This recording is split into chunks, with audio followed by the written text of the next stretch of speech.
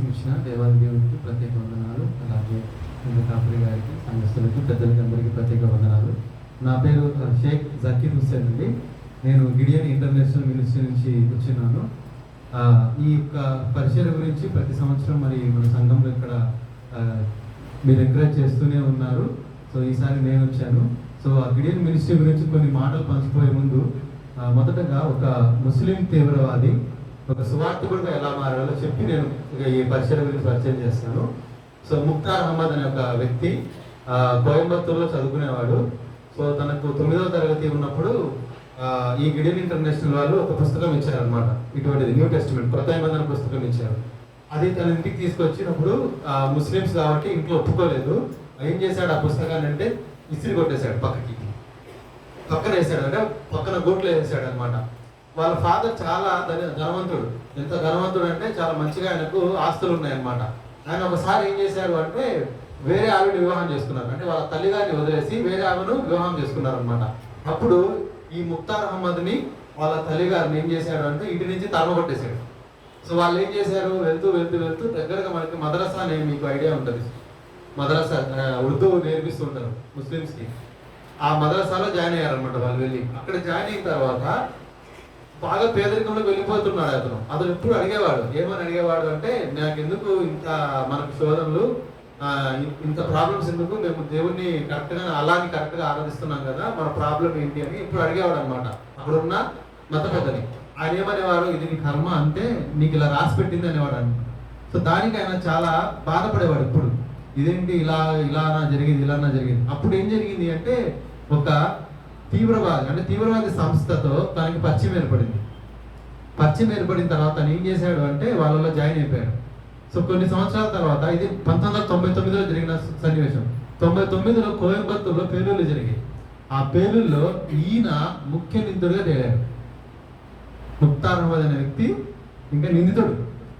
ఆయన కొరకు పోలీసులు గాలించడం స్టార్ట్ చేశారు. అప్పుడు ఏం చేశాడు, ఆయన ఎట్లా దాక్కుంటూ వెళ్ళిపోయి పాత తన తండ్రి గారి ఇల్లు ఉండదు చూడండి, అక్కడికి వెళ్ళిపోయి అండర్ గ్రౌండ్కి వెళ్ళిపోయాడు.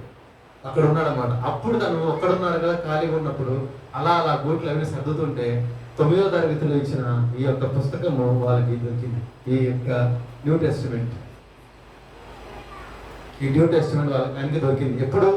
ఎప్పుడో చిన్నప్పుడు తను తీసుకొని పడేశాడు చూడండి, ఆ పుస్తకం దొరికింది.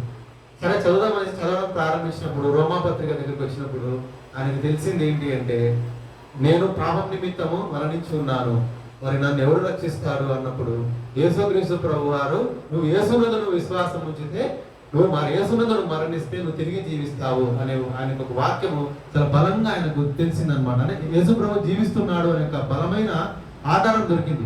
అప్పుడు ఆయన ఏం చేశాడంటే దగ్గరలో ఉన్న ఒక సంఘకాపురి దగ్గరికి వెళ్ళి ఇంకా ఎక్కువ దేవుని గురించి తెలుసుకున్నాడు అనమాట. అక్కడ ఆయన నేర్చుకున్న విషయాలు ఏంటి అంటే, యేసు ప్రభు నీ కొరకు మరణించాడు, యేసు ప్రభు నీ కొరకు తిరిగి లేచాడు, యేసు ప్రభు నీ కొరకు రాబోతున్నాడు.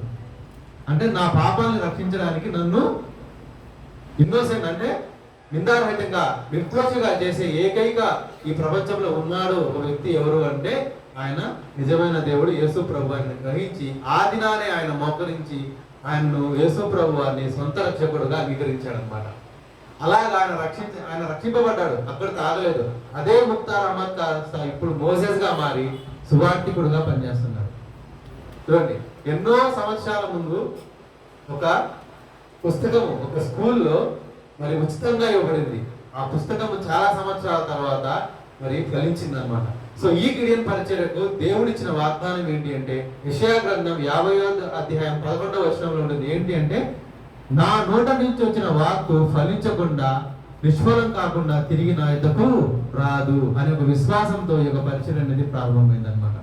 సో ఎవరు ప్రారంభించారంటే, ఇది కేవలము 2 వ్యక్తుల ద్వారా ప్రారంభమైందండి. 2 వ్యక్తులు సంపన్నులు, వాళ్ళు ఒక మంచి వ్యాపారవేత్తలు, ఫారినర్స్. వాళ్ళు ఏం చేసేవాళ్ళు అంటే వ్యాపార నిమిత్తము ఒక దేశం నుంచి ఒక దేశం వెళ్తూ ఉంటారు. అప్పుడు ఒకసారి ఏం జరిగింది, హోటల్స్ లో బస చేయాల్సి వచ్చింది. ఒక హోటల్లో ఉన్నప్పుడు ఇద్దరు క్రైస్తవులు తెలియకుండానే ఆ రోజు రూములు ఫుల్ అయిపోయాయి. ఇద్దరు కలిసి ఒక రూమ్ షేర్ చేసుకోవాల్సి వచ్చింది. చదువుకుందాం అనుకుంటే ఈయన దగ్గర బైబిల్ లేదు, ఆయన దగ్గర బైబిల్ లేదు. అప్పుడు వాళ్ళకి వచ్చిన ఆలోచన ఏంటి తెలుసా, ఇలా మనలాగా ఎంతో మంది వ్యాపారవేత్తలు క్రైస్తవులు ప్రపంచంలో తిరుగుతూ ఉంటారు, ఒక దేశం నుంచి ఒక దేశం వరకు. ఇలాంటి హోటల్స్ లో కనుక మనం ఈ లేఖనాలు కనుక పెట్టినట్లయితే వాళ్ళని చదువుకోవడానికి వీలుగా ఉంటుంది అని చెప్పేసి వాళ్ళు ప్రార్థన చేయడం ప్రారంభించారు. అలా ప్రార్థన చేస్తూ ఉన్నప్పుడు దేవుడు వాళ్ళకి ఇచ్చిన వాగ్దానం ఏంటి తెలుసా, ఈ యెషయా గ్రంథం 55వ అధ్యాయం 11వ వచనము, మీరు వెళ్ళండి, నా నోటి నుంచి వచ్చిన వాక్కు నిష్ఫలంగా కాకుండా ఫలింపకుండా ఖచ్చితంగా ఫలించే తిరిగి నా యుద్ధకు వస్తుంది అని దేవుడు వాళ్ళకి వాగ్దానం చేసిన తర్వాత ఈ పరిచర్యను ప్రారంభించారు. అలా ఇద్దరు వ్యక్తుల ద్వారా ప్రారంభమైన ఈ పరిచర్య ఈ 2021కి దాదాపుగా 199 దేశాల్లో ఈ పరిచర్య ఉంది. 199 దేశాల్లో ఒక పరిచర్య ఉంది. సో మన భారతదేశంలోనైతే దాదాపుగా 25 భాషల్లో ఈ యొక్క కొత్త నిబంధన గ్రంథం ముద్రించబడింది. హిందీ, తెలుగు, ఇంగ్లీషు, మలయాళము, తమిళ, కన్నడ, ఉర్దూ, అరబీ, ఇలా మన భారతదేశంలోనే దాదాపుగా 25 భాషల్లో మరి ఈ యొక్క కొత్త నిబంధన గ్రంథం అనేది ముద్రింపబడింది అనమాట. సో ఇక్కడ మేము ఏం చేస్తుంటాము అంటే, మేము కూడా మీలాగా సాటి విశ్వాసము, మేము కూడా ఒక సంఘానికి వెళ్తూ ఉంటాము, మా యొక్క ఉద్యోగాలు కూడా చేసుకుంటూ ఉంటాం అనమాట. శనివారం ఆదివారం మాకు ఖాళీ ఉంటుంది. సో ఈ పరిచర్యలో ముందుకు వెళ్ళాలనేసి ఆదివారం పూట మరి దేవుడు చేసిన కార్యాలని పరిచర్య ద్వారా వివరించాలని ఇక్కడ స్థానిక సంఘాలకి మేము వెళ్తూ ఉంటాం అనమాట. సో ఏం చేస్తూ ఉంటాము మేము అంటే, ఈ యొక్క కొత్త నిబంధన గ్రంథాన్ని ఉచితంగా మరి కొన్ని స్థలాల్లో పర్మిషన్ తీసుకొని పంచుతూ ఉంటాము.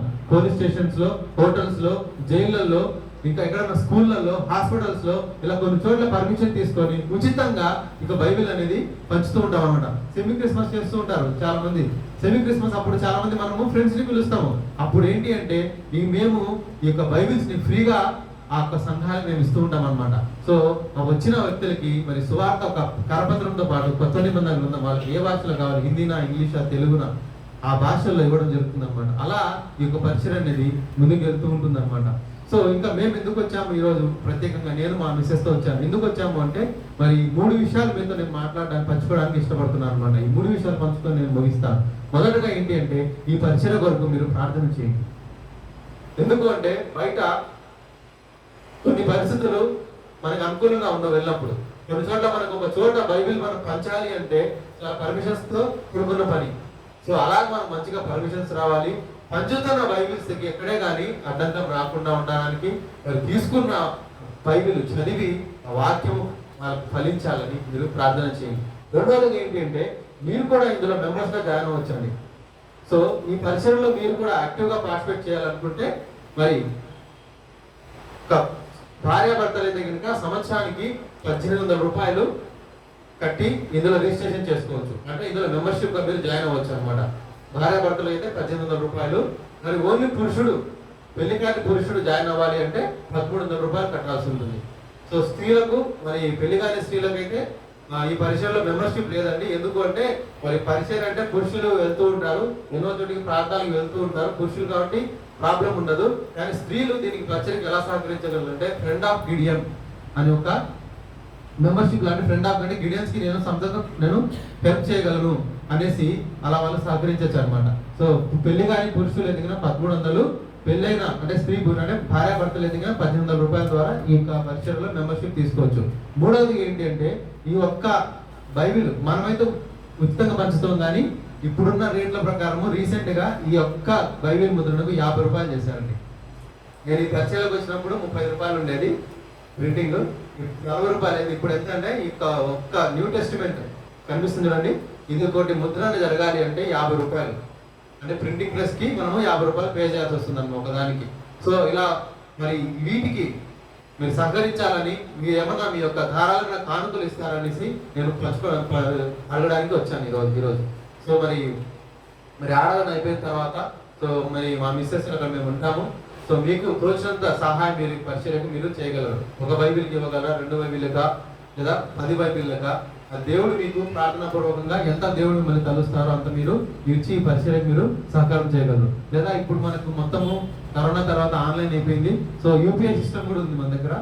సో మీకు ఒకవేళ ఫోన్పే, జీపే, పేటిఎం వీటి ద్వారా మీరు పే చేయాలనుకున్నా కూడా మా దగ్గర స్కానర్ కోడ్ ఉంది. సో మీరు ఆ స్కానింగ్ డైరెక్ట్గా వాళ్ళకి వెళ్ళిపోద్ది.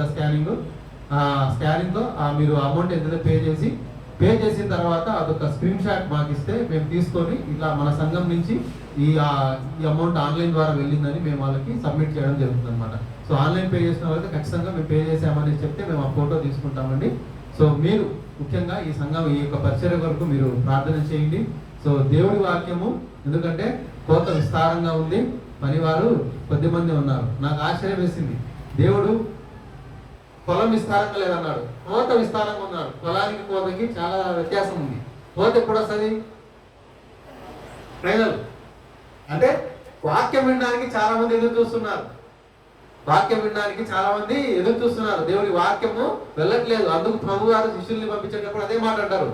ఎట్లా అంటారు? ఆయన కోత దగ్గరికి వెళ్ళిపోతాడు డైరెక్ట్ గా. అంటే ఆప్టిమిజం, మీరు నిరాశ కాదు ఆశావాదంతో వెళ్ళండి అంటాడు అక్కడ.